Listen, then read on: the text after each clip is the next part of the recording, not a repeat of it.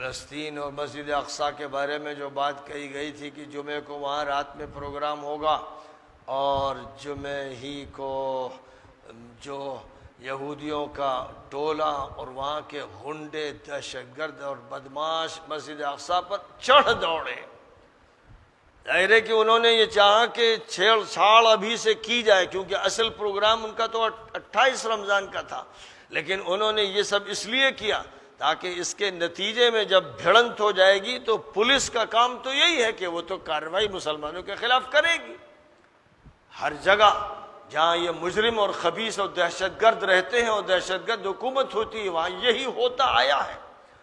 لہذا انہوں نے یہی بظاہر جو پلاننگ لگ رہی ہے، وہ یہی پلاننگ لگ رہی کہ انہوں نے دھاوا بولا اور اس کے بعد پیچھے سے فوج اور پولیس چلی آ رہی، اور پھر گولیاں چلا دی گئیں، ہوائی بھی گولیاں چلائی گئیں اور ڈائریکٹ نشانے بھی لگائے گئے، اور بم داغے گئے، وہ بم جن سے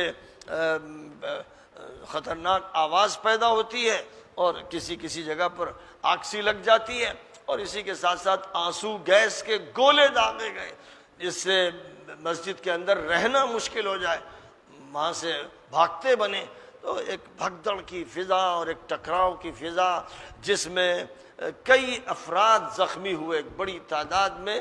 اس سے پہلے متعدد حضرات 10 رمضان کو زخمی ہو چکے تھے اور شہید بھی ہو چکے تھے، اور ابھی یہ واقعہ کل گزرا ہے جو بڑا ہی خطرناک ہے۔ اب اس واقعے پر جو رد عمل ہونا چاہیے تھا پورے عالم اسلام سے، پوری دنیا اسلام کے علماء کو اور دانشوروں کو اور اسلامی فکر رکھنے والوں کو متحدہ طور پر آواز اٹھانی چاہیے تھی، اور سخت ترین اقدامات جو بھی ممکن ہو سکتے تھے اسرائیل اور اس کی فوج و پولیس کے خلاف ہونے چاہیے تھے، اس کی ظالم اور مجرم حکومت کے خلاف، اور ساتھ ساتھ اس حکومت سے جو دوستانہ تعلق بنا رہے ان کے خلاف، وہ بھی انہی میں سے ہیں اور انہی میں شمار کیے جائیں گے۔ یہ ہونا چاہیے تھا، لیکن آج کہیں آپ کے کان میں کوئی خبر پہنچی؟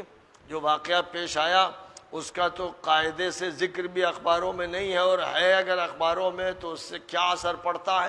ہماری قوم پر کوئی اثر نہیں پڑتا۔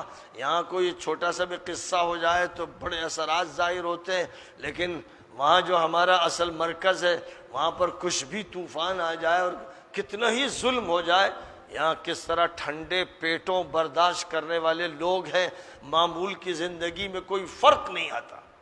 یہ مجرمانہ زندگی ہے، یہ مجرمانہ زندگی ہے، اور ظاہر ہے کہ اللہ تعالیٰ کی طرف سے کہہ دیا گیا ہے کہ یہ مجرمانہ زندگی گزارو گے تو پٹو گے، بس صرف پٹو گے۔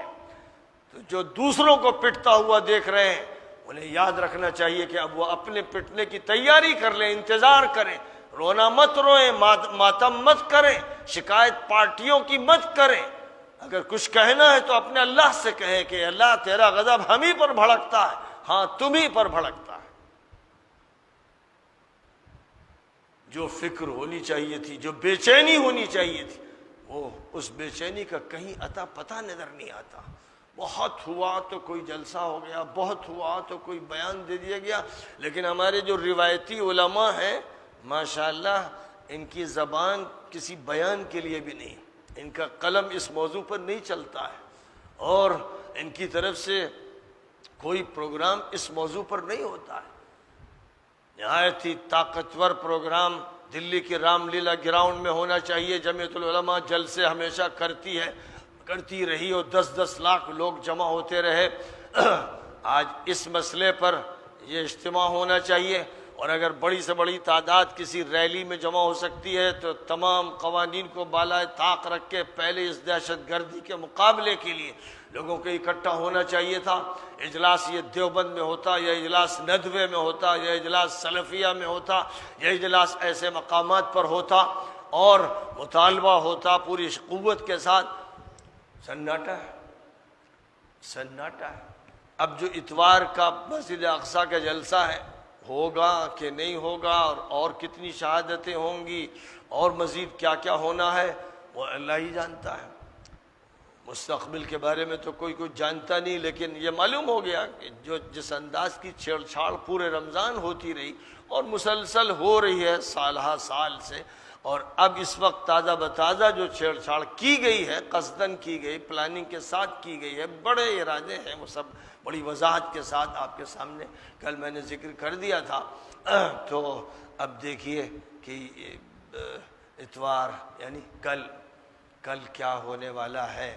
اللہ تعالیٰ خیر فرمائے اور اللہ مسجد اقصیٰ کو آباد کرنے والوں کو ہمت اور قوت عطا فرمائے اور غلبہ نصیب فرمائے۔ وآخر دعوانا ان الحمد للہ رب العالمین۔